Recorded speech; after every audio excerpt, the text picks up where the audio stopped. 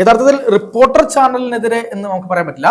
ആൻഡോ അഗസ്റ്റിനെതിരെ, Augustine സഹോദരന്മാർക്കെതിരെയാണ് ഈ ED അന്വേഷണം വരുന്നത് എന്നാണ് നമുക്ക് മനസ്സിലാവുന്നത്. കാരണം അതിൽ ഈ റിപ്പോർട്ടർ ചാനലും കൂടെ പെട്ടേക്കാം എന്ന കാര്യങ്ങൾ കൂടെ ഉണ്ട്. ഒന്നാമത്തത്, ഈ റിപ്പോർട്ടർ ചാനൽ നിലവിൽ വന്നതിന് ശേഷം അതിന്റെ യഥാർത്ഥ ഉടമസ്ഥാവകാശം ആർക്കാണ് എന്ന തരത്തിൽ വലിയ സംശയങ്ങൾ ഉണ്ടായിരുന്നു. അതിന്റെ യഥാർത്ഥ ഉടമസ്ഥൻ ഇപ്പോഴും ആരാണ്? MV നികേഷ് കുമാറാണ്. MV നികേഷ് കുമാറിന്റെ കമ്പനിക്ക് വേറൊരു മദർ കമ്പനി ഉണ്ടാക്കിയതിനു ശേഷമാണ് ഇവരെന്ത് ചെയ്തിട്ടുള്ളത്, ഈ പറയുന്ന റിപ്പോർട്ടർ ചാനൽ ബ്രോഡ്കാസ്റ്റ് ലിമിറ്റഡ് എന്ന് പറഞ്ഞിട്ട് പുതിയ രീതിയിൽ അത് പുതിയതായിട്ട് അത് കൊണ്ടുവന്നത്. പക്ഷേ അതിന്റെ ചില സാങ്കേതികത്വങ്ങൾ, ആ മദർ കമ്പനി നിലനിൽക്കുമോ, അതിൽ എത്രത്തോളം സുതാര്യതയുണ്ട്, അതിന് എത്രത്തോളം നമ്മുടെ വാർത്താവിനിമയ മന്ത്രാലയത്തിന് അനുമതി നൽകാൻ കഴിയും, തുടങ്ങി പല കാര്യങ്ങളും ഇങ്ങനെ നൂലിന്റെ മുകളിൽ കൂടെ ആണ് പോയിക്കൊണ്ടിരിക്കുന്നത്.